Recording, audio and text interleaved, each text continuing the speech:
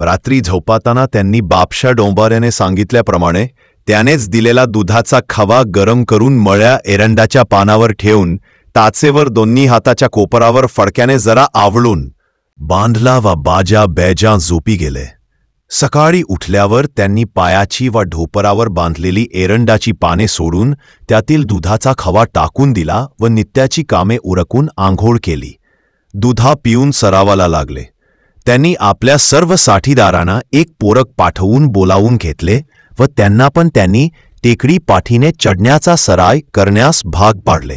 रात्रीच्याला खवा कमी मायणीला एक पोरक घोड्यावरून पाठवून हलवायच्या दुकानातून पुरेसा दुधाचा खवा पण विकत आणून ठेवला. याप्रमाणे 15 दिवस त्यांचा सराव चालू होता. आता त्यांना अंगात वेगळीच शक्ती संचार करीत असल्याचा भास होता, म्हणून पडू नये होता व कोणत्याही संकटाला सामोरे जाण्याची मनाची तयारी त्यांच्यात जोर धरू लागली होती. 15 दिवस सराव करून झाल्यावर बाजा बैजांनी मसवडला जायचे ठरवून 16व्या दिवशी सकाळीच आपली घोडी तयार केली व त्यावर जीन अंथरून त्यांनी कुऱ्हाड व घोंगडी आपल्या पाठीवर टाकून मसवडकडे आपली घोडी दामटली. बरोबर 10 वाजण्याच्या सुमाराला ते मसवडच्या पेठेतला रस्त्याने माने सरकारच्या वाडा ओलांडून सिद्धनाथाच्या देवळासमोर आले व त्यांनी घोडी देवळाबाहेर उभी करून देवळात येऊन शिदोबाचे दर्शन घेतले. माघारी येऊन घोड्याच्या लगाम हाताच धरून घोडी चालवीत पायी पायी नदीच्या वाळावंटात बापशाच्या पालासमोर येऊन थांबले.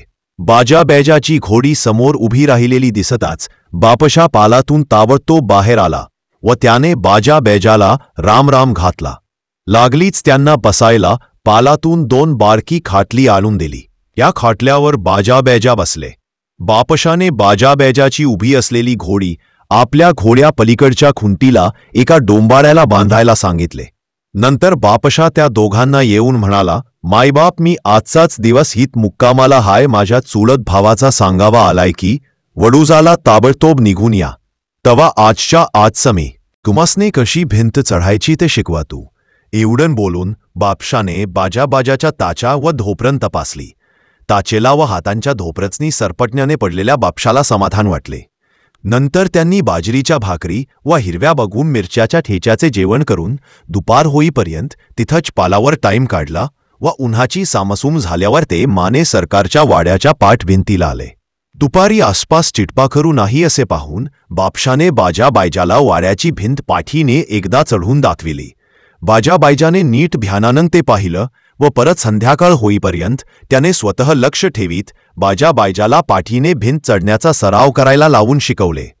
दिवस मावळतीला गेल्यावर ते तिघं नाथाच्या देवळाला वळसा घालून नदीच्या वाळवंटीला पालासमोर आले. बापशाने त्यांना सरावाबद्दल आणखी काही महत्त्वाच्या सूचना दिल्या. वडूजाहून सांगावा आल्यावर लगेचच येण्याबद्दलही बजावले. बाजा बैजाने पण तसे त्यास वचन दिले. काळोख पडायचा टाईम झाल्याने बाजा बैजाने बापशाची परवानगी घेऊन आपल्या घोड्यावरून सरळ कुकुडवाडाचा रस्ता धरला व त्यांनी अर्ध्या रातीला खिंड गाठली. बसलेली भाजी भाकरी खाऊन दिवस उगवण्याच्या प्रतीक्षेत निवांत झोपी गेले. दुसऱ्या दिवसापासून बाजा बैजाने आपल्या सर्व साथीदारांना मेहनत करायला सांगून पाठीने भिंत चढण्याची कला शिकवली. रोज दुधाच्या रतीब लावून आपापली शरीरे खारेकीगत बनवून घेतली. दिवाळी 4 दिवसावर येऊन ठेपल्याने बाजा बैजाने सगळ्या साथीदारांना दिवाळीच्या सामानाच्या खरेदीसाठी मसवडला बरोबर येण्यास सांगितले. लागलीच दुसऱ्या दिवशी बाजा व बैजा 4 साथीदारांसह आपली घोडी घेऊन मसवडला दिवाळी बाजार खरेदीसाठी गेले.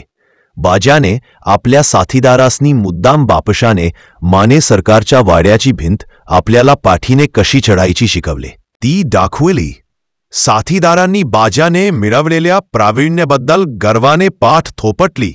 दिवसभर मसवडच्या पेठेत त्यांनी दिवाळीच्या सामानाची खरेदी केली व संध्याकाळी ते सर्वजण दिवाळीचे सामान घोड्यावर घेऊन रस्त्याला आले. तेवढ्यात बाजाला आठवण झाली की आपण बरेच दिवस झाले मामाकडे धामणीला गेलेलो नाही. हे ध्यानात येताच त्याने बाजाला सांगितले की बाकी साथीदारांनी दिवाळीचे सामान घेऊन खिंडीला जाऊन देत व आपण दोघं आज धामणीला मामाकडे मुक्कामाला जाऊया. हे ऐकताच बाजानेही विचार करून आपल्या साथीदारांनी कुकुडवाडच्या रस्त्याला लागले व दिवस पुरा मावळल्यावर ते धामणीत मामाच्या घरी पूर्वेला अगदी टोकाला होत. घरामाग पडण्याची जागा होती. पड्यात सार शेवग्याची, एक चाफ्याचे झाड होते. पड्यात गुरांची दावण दिसत होती. दावणीला नेहमी मामाची 10-12 शेरंडेन 2-4 गायी म्हशी कायम असायच्या. पण आता त्याच्या पड्यात अवघ्या 2 गायीच तेवढ्या दिसत होत्या. शेरंडी नाही, म्हशीदी नाही. अख्खा पड्यात अगदी ओस पडलेला होता. हे सगळं चुना बारता बाजियाबा बेजाने बारकाईने बघितलं. त्यांनी पडद्यात शेवग्याच्या झाडाखाली दगदावर हात पाय धुतले व ते आत घरात येऊन सोप्यातील गोंगड्यावर येऊन बसले. मामा खंडोबाच्या दर्शनाला देवळात गेला होता तेवढ्यात तोबी आला. त्याने दारातूनच बाजिया बेजियाला बघितले व लगबगीने उंबरा ओढांदून घराच्या सोप्यात बाजियाजवळ येऊन बसला. मामा कसल्या तरी काळजीत असल्यासारखा दिसत होता. तरी मामान त्यांची विचारपूस केली. मधीच बाजियाने मामाला विचारला, मामा, पडद्यात शेरड व म्हशी काही दिसत नाही त्या. दावण बी मोकळीच दिसत्या. मामानं काही न ऐकल्यागत भुईकडून बघत बाजिया बेजियाला म्हणाला, आधी पहिल्यांदा तुमच्याकडेच्या हालवा सांगा. पीक पाणी बर हाय नवने. श्रीपती व दाजी पाहुणन कशी काय है ती? बाज्या बेजानी आपल्याकडची खुशाली मामाला सांगितली, पण आपल्या प्रश्नाचे उत्तर देण्याचे मामानं आवर्जून टाळला होता. हे चाणाक्ष बाजाने ओळखले. जेवण झाल्यानंतर आपल्या प्रश्नाच्या छडा लावू असा विचार करून त्यावेळी बाजाने मामाला जास्ती खोदून विचारलं नाही. जरा वेळ इकडच्या तिकडच्या गप्पा झाल्यावर बाज्याच्या मामीने जेवण तयार असल्याचे सांगितल्यावर बाजा बेजा व मामा तिघेही आतल्या स्वयंपाकघराच्या खोडीत येऊन जेवायला बसले. बाज्याच्या मामाच लगीन बऱ्याच उशिरान झाल्याला होता. मामी मामापेक्षा 15-20 वर्षांनी अगदी लहान होती, परंतु वयाच्या मानान चांगलीच पोक्तपण भरलेली बाई दिसत होती. रंगान सावळी होती, पण ती मामाच्या मानानं बुटकी होती. तिच्या डाव्या नाकात नथ दिसत होती व कपाळावर कुंकवाचा मोठा उभा टिला होता. परंतु मामाला काय मूलबाळ नव्हता. मामाची पहिली बायको वारली होती व ही दुसरी करून आणली होती. जेवण खाणं झाल्यावर ते सर्वजण परत सोप्यात येऊन गोंगडीवर बसले. मामाने चंचीतून खाऊची पाने काढून त्यांच्या समोर ठेवली व अडकेत त्याने सुपारी कातरून पानावर ठेवून खायला दिली. पान खाऊन बाज्याने जरा वेळ जाऊन दिला व मामाला विचारलं, मामा, परड्यात शेरड व म्हशी का दिसत नाहीत? मघा म्या विचारलं पण न ऐकल्यागतच कलोय. काय भानगड आहे ते सगळा आमासनी सांगून टाका. आता सांगणं भागच होते. मामा हलक्या आवाजात सांगू लागला, दिवडाला गावाबाहेर ओढ्याच्या धारेत मशोबाच स्थान आहे. मशोबा भलता कडक आहे व त्यो नवसाला बी हमखास पावतुया असं सगळीकडं बोलबाळा आहे. व त्या मशोबाचा पुजारी भगत जगू गोसावी म्हणून होय. त्यो सार मशोबाच बघतो. आणखी 4 माणसं त्याच्या मदतीला हायती. पुजाऱ्याच घर गावाच्या मावळतीला एका टोकाला आहे.